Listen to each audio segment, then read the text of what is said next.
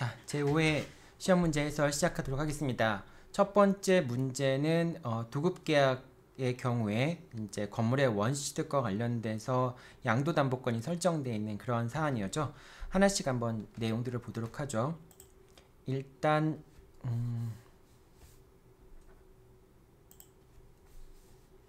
갑은 X 토지의 소유자이고요. 그 다음에 을은 갑으로부터 X 토지를 매수해서 그 위에 Y 건물을 건축하려고 하는 그런 사람입니다. 그래서 갑과 을 사이에는 X 토지에 대한 매매 계약이 체결이 되었고요. 그 다음에 이제 중도금하고 잔금을 지급함과 동시에 일단 X 토지를 을한테 인도해 주었습니다. 이제 건물을 지어야 되니까 먼저 인도를 해줘야 되겠죠. 그래서 건물을 지은 다음에 인도를 해준 다음에 그 다음에 이제 그 잔금 지급을 하지 않은 상황에서 일단은 그 잔금을 담보하기 위해서 이제 앞 장차 지어지는 이제 을이 Y 건물을 건축하는 경우에 그 Y 건물에 대한 소유권을 갑한테 귀속시키기로 하는 것이죠. 그래서 이제 갑이 소유권을 귀속시키기로 하는 합의에 따라서 2017년 2월 1일 날 갑의 명의로 소유권 보존 등기가 이루어지게 됩니다. 보존 등기가 마쳐지게 되고요. 그리고 일단 을은 양도담보권 설정자잖아요. 양도담보권 설정자는 대외적으로는 양도담보권자가 소유자지만은 대내적으로는 어떤 양도담보권 설정자가 이제 명의 신탁자와 마찬가지로 내부적으로는 소유권을 갖고 있죠. 그래서 양도담보권 설정자도 유효하게 그러니까 임대차 계약을 체결할 수 있는 우리가 주택임대차보호법상의 보호를 받기 위해서는 당연히 그 임대차 계약을 체결할 수 있는 권한을 가진 자와 임대차 계약을 체결해야 되잖아요. 근데 이때 양도담보권 설정자, 명의 신탁자도 적법한 임대차 계약을 체결할 수 있는 그러한 임대인에 해당합니다. 따라서 그 이제 병이 임대차 계약을 체결했으니까 만약에 주택을 인도받고 점유하고 전입신고를 한다면 대항력을 취득할 수 있겠죠. 양도담보권 설정자도 적법한 임대차 계약을 체결할 수 있는 자이기 때문에 그런 것이죠. 자, 이런 상황입니다. 물론 이제 그 병이 임대차 계약을 체결하고 인도를 받고 전입신고를 마친 날도 역시 2017년 2월 1일 날이죠. 자, 이 상황에서 이제 을이 매매 대금을 지급하지 않자 갑은 이제 양도담보권을 실행하기 위해서 이제 이 Y 건물을 병이 점유하고 있겠죠. 병이 임차인이니까 병이 점유하고 있는데 이제 을이 이제 채무를 변제하지 않으니까 양도담보권을 실행하기 위해서 갑은 병에게 목적물의 반환을 청구하게 됩니다. 목적물의 인도를 청구하게 됩니다. 자, 그 청구가 갑이 병한테 하는 청구가 인용될 것인지 여부가 문제가 되는데요. 일단 갑은 양도담보권자니까요. 양도담보권자니까 대외적으로 소유자기도 하고 양도담보권을 실행하기 위해서 자기 양도담보권을 행사할 수 있겠죠. 양도담보권 행사하는 차원에서 반환 청구를 할 수 있고 병이 점유자이니까 일단 이제 당연히 점유자에게 반환 청구를 할 수 있겠죠. 이제 이렇게 되는데요. 일단 첫 번째 이제 문제가 되는 것은 병이 점유자인데 병은 대항력을 갖고 있는 임차인이잖아요. 자, 그런데 병이 주택 임차인의 대항력과 그 다음에 갑이 양도담보권을 취득한 시점은 날짜가 똑같죠. 하지만은 병의 주택 임대차가 대항력을 취득하는 시점은 2017년 2월 1일 날 요건을 갖췄으니까 그 다음 날부터 대항력의 효과가 발생하게 되겠죠. 반면에 갑은 2017년 2월 1일 날부터 XY 주택에 대해서 양도담보권을 취득하게 되는 거니까 당연히 양도담보권자가 우선할 수밖에 없죠. 그러니까 병은 양도담보권자에게 자신의 임차권을 주장할 수 없고 갑의 양도담보권이 더 우선할 수밖에 없는 상황이죠. 그렇기 때문에 갑은 양도담보권을 실행하기 위한 목적으로 점유자에게 목적물의 반환을 청구할 수 있게 됩니다. 자, 이 사안에서는 갑이 양도담보권을 취득했는데 가등기 담보법이 적용되는 경우가 아니죠.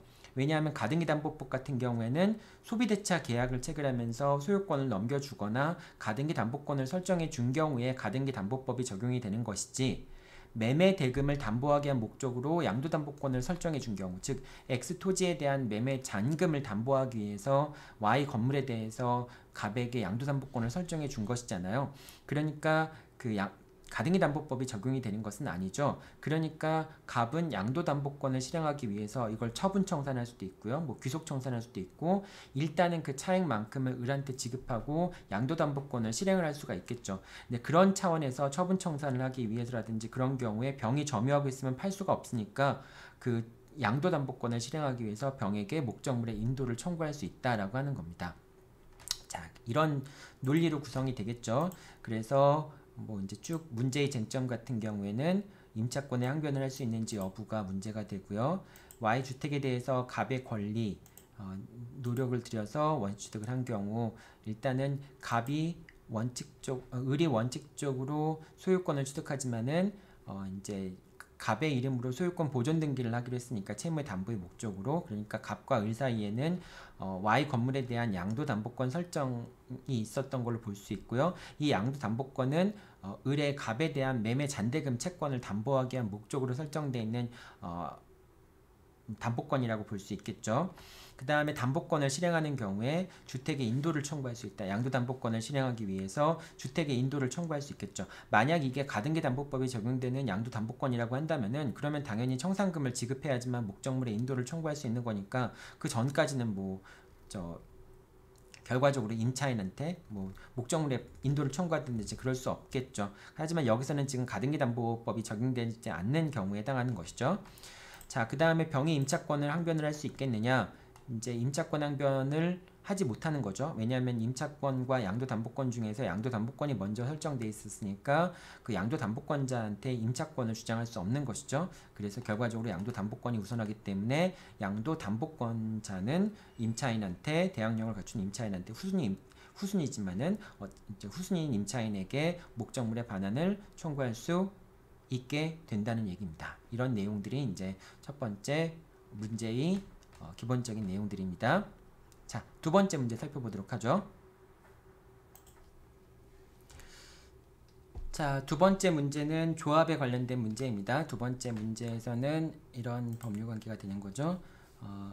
을이 이제 정하고 무와 공사 도급 계약을 체결한 겁니다. 그래서 정과 무는 을로부터 수주받은 공사를 공동으로 수행하기 위해서 조합 계약을 체결합니다.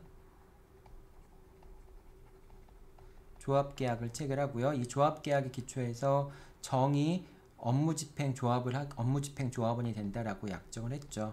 업무집행 조합원이 되는 것으로 약정을 했습니다. 그런데 이 정이라는 사람이 이제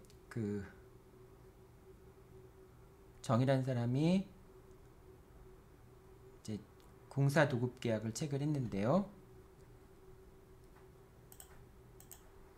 정이라는 사람이 이제 기와 건설 자재 공급 계약을 체결한 거죠. 기와 건설 자재 공급 계약을 체결했는데 공급 계약을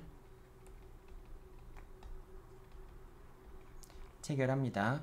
자, 그런데 아마도 만약에 정이 업무집행 조합원으로서 조합원을 대표해서 자기가 계약을 체결한다라고 했으면은 현명을 했으면은 당연히 그 조합 계약의 효력은 이제 공사 도급 계약의 공급 계약의 효력은 무한테도 미치겠죠.